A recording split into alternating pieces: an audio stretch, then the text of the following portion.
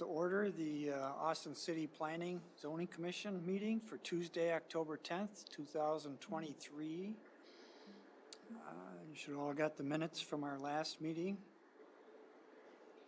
which was September 12th from Ms. Bakken. If no one has any additions or changes to those minutes, we need a motion and a second to approve them as written. I'll make a motion to approve. Second. Okay, I have a motion from Commissioner Swenson and a second from Commissioner Norman to approve the minutes as written. Any further discussion? Seeing none, we'll go ahead and vote. All in favor of the motion, say aye. Aye. Aye. All opposed, no. Motion carries. The minutes are approved as written. One item on the agenda tonight, open public hearing. Looks like the council sent back to us our recommendation to approve the fencing variations. So, Holly? Yeah, so this matter went to our city council after our meeting, and there was a recommendation to approve the fence appeal. And our city engineer had taken a look at it and thought there were some unique things about the intersection near that area, and just asked that we take some additional photos to present to our city council. Our city engineer did not make an actual recommendation about whether to approve or not. The council considered the information and then decided to send it back to Planning Commission, since that is your function to make a recommendation, and just have you take another look at it. So there were some additional photos added to your packet. The ones without dates are new photos, showing some additional views of the intersection. So this particular photo that I have up now shows the intersection. Your car would be facing east and then to the north, and then, let's see, again, similar. This is at the stop sign facing to the south, well, facing east, looking to the south. And this is just a photo of the current construction, kind of how it comes up to the, well, it's hard to tell the gap between the retaining wall and the fence there, but let's see. I'm just gonna bring back to this photo here. And then some of the things I asked in my addition was that the Planning Commission consider the location being near Southgate. Does that create any additional safety concerns? Is there a safety concern regarding traffic on 12th Avenue, since that's more of a main thoroughfare? And then does the addition or location of the crosswalk on the south side of the intersection create any additional safety concerns? And then if you have any questions, our city engineer is here to provide additional information if needed. Any questions? And I'll from just here, I'll pull this up on again on our aerial here.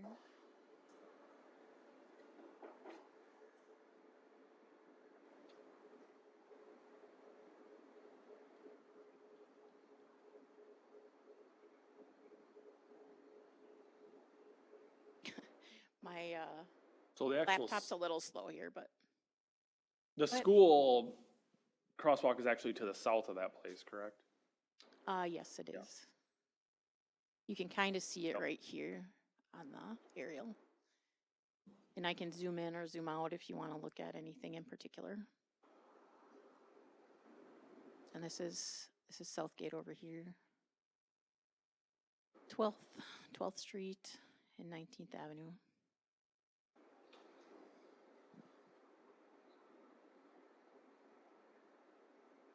And they just sent it back for additional photos, correct? I mean, there was no, It was just to look at that there's no other intersection. concerns that they had. No. Okay.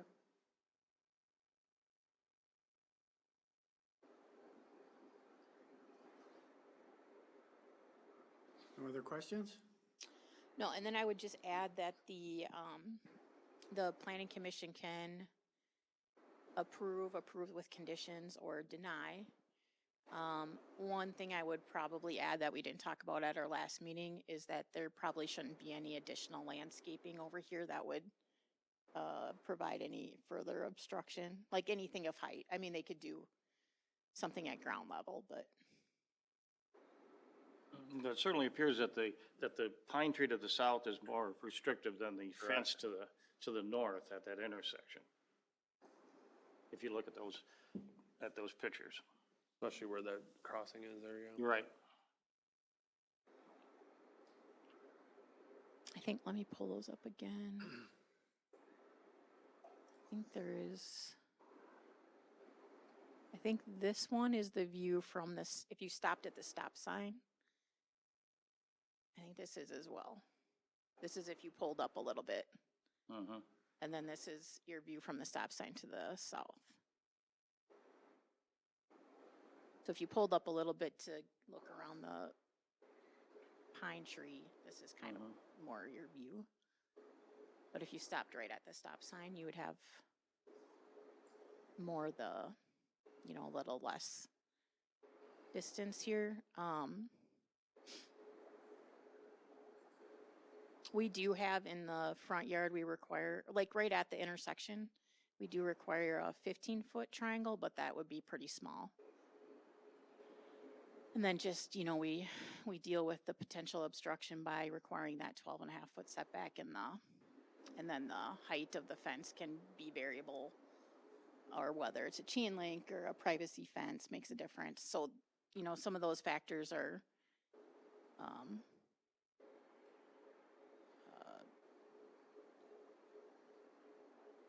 built into our ordinance, but in this instance, obviously, he has a privacy fence that encroaches into that area. I think at the last meeting, he had indicated that he didn't put a gate over on this side because of the lack of room on the west side, and so had done it on this side.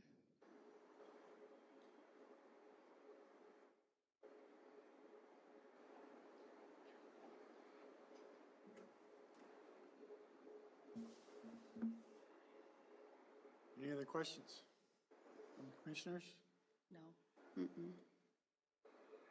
Mr. Lang, did you want to speak? Or are you just here for questions? I'll speak.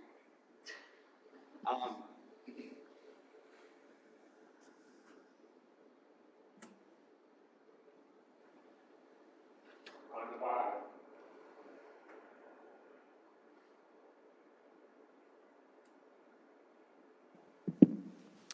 Stephen Lang, Austin City Engineer. I'm familiar with this neighborhood as I lived in the area for 17 years. And I apologize that I did not come to the first meeting, that I brought this up after the fact at the work session, or at the council meeting. But I just, like Holly had said, I just wanted to make sure that the council recognized some of the unique concerns about this intersection.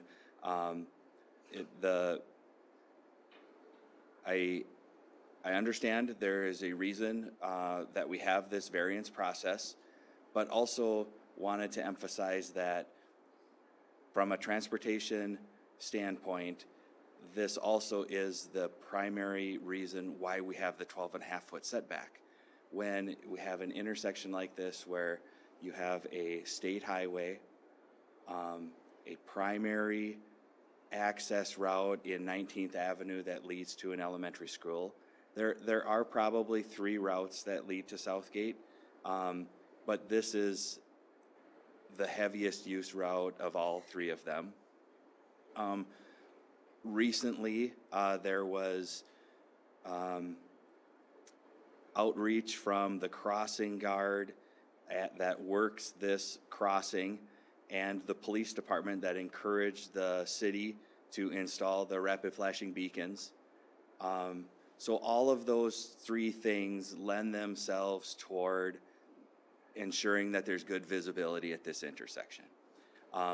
Yes, there is a pine tree in the south side of the intersection, which isn't optimal, but a homeowner doesn't need a variance to install a pine tree. You know, so that is what leads us here today, is the fence. And I just, again, wanted to ensure that all those things are taken into consideration. And I know, yeah, it was mentioned at the council meeting that everyone's kind of in a difficult spot because of the progress that has been made already. It makes it, makes the decision more difficult. But again, I, like Holly said, I didn't make a recommendation, but I just wanted to make sure that all of the details and everything wanted to make sure everything was being looked at before this is finalized for consideration. So with that, that's all I have for you, unless you have any questions as a result of those comments. Any questions? No. All right, thank you. You. Anybody ready to make a motion?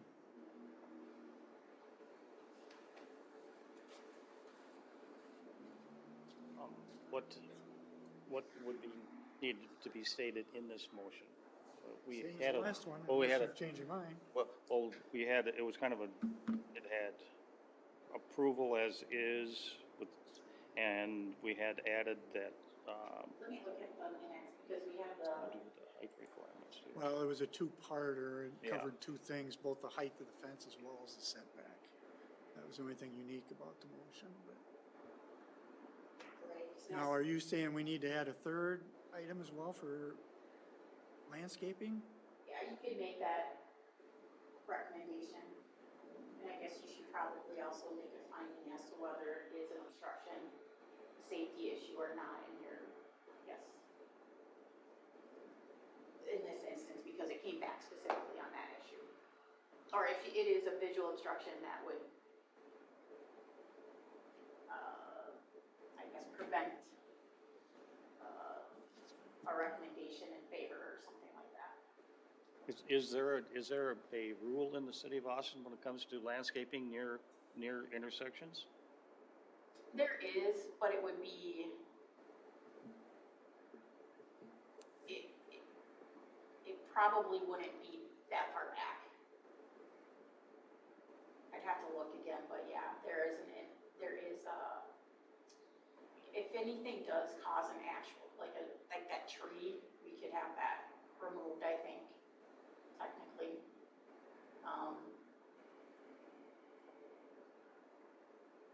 But yeah, we don't really enforce the vegetation unless we get some specific concern. Like if people are calling the police department saying I can't see around this tree, it's a hazard, you know, something that's very clear, we would maybe take action on it, but typically we wouldn't regulate landscaping. But in this instance, I think maybe it might be a good idea just to keep that extra space there available.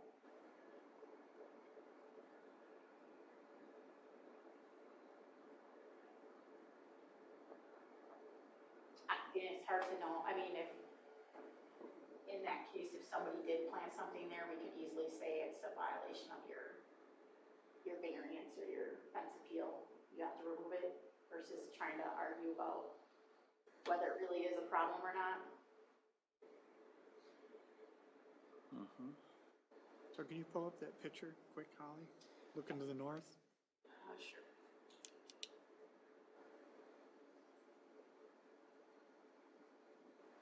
So the condition would simply be no additional landscape vegetation between the sidewalk and that fence wall.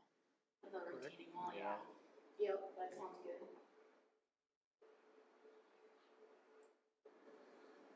Well, I mean, would it be more important not to have any landscaping right there, right at the edge of the street, Yes, right there, yes. in front of If that it- storm drain? Yeah, if it was something, yeah. if I mean, it was you could something, go real deep into this. considerable. Yeah, I mean, maybe nothing over, Ground level. Right, because if they, do another. yeah, nothing big over tree. ground level on that side of the yard.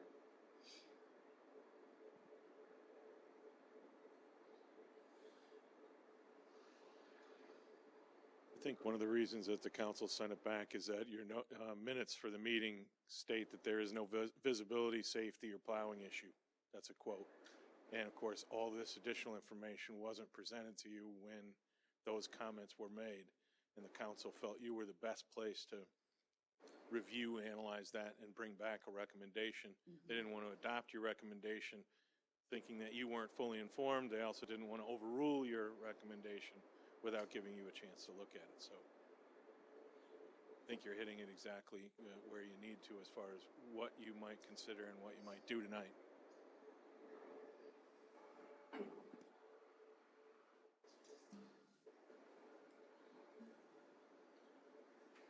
Yeah, so I think a motion that included the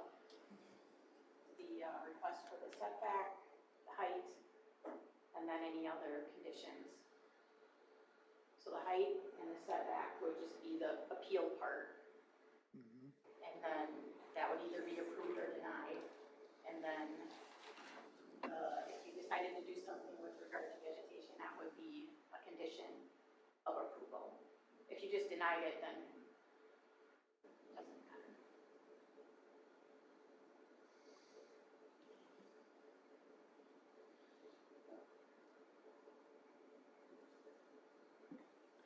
Motion? I'd move that we recommend to council that we approve the setback for the fence, the height on that same fence.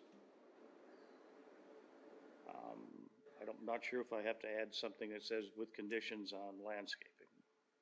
Yes or no? That would be helpful if you want that to be part of it. With conditions with landscaping in the area of the fence and the. And that side yard? And that side yard, They yes. only have, that not have anything above the ground level? Yes. Okay.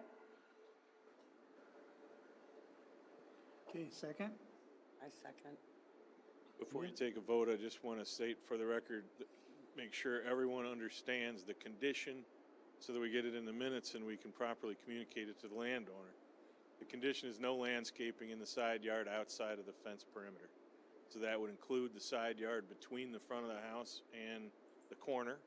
And it would also include the side yard outside of the fence, between the fence and the retaining wall. That's the area that the condition would cover. So if you approve or vote yes, you're in favor of that. If you would vote no, you're opposed to that. Okay. Right, it would include this whole area. Okay, so I have a motion from Commissioner Lindberg and a second from Commissioner Schrock to recommend council to approve the request for the variance for the height of the fence, as well as the appeal for the setback, with the condition that no additional vegetation for landscaping above ground level on the east side of the property. Any further discussion? Hearing none, we'll go ahead and vote. All in favor of the motion, say aye. Aye. All opposed, say no. Motion carries unanimously. Anything else, Holly? No, I do not have anything else on the agenda, but one thing I am working on is looking at various areas where we might do or allow car sales. So if you want to think about that and you have any thoughts or recommendations, please email me. So we're going to add that into our use table. So where would we do car sales, used or new? In our residential, business, commercial, or industrial. So if you don't mind looking at the use table and checking it out, I'd be happy to hear your thoughts. Having looked at this issue, I think it's also important to ask the question, is there a difference between a small used car lot that has a dozen cars versus a major, car lot that has hundreds of cars?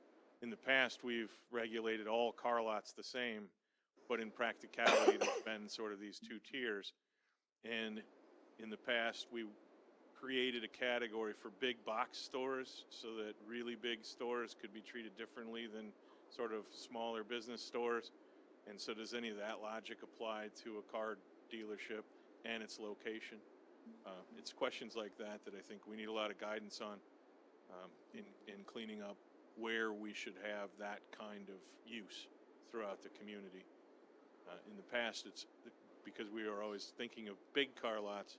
It's been basically the commercial area out by 18th and Oakland Avenue on the west side of town, which is why all the large car lots are located there.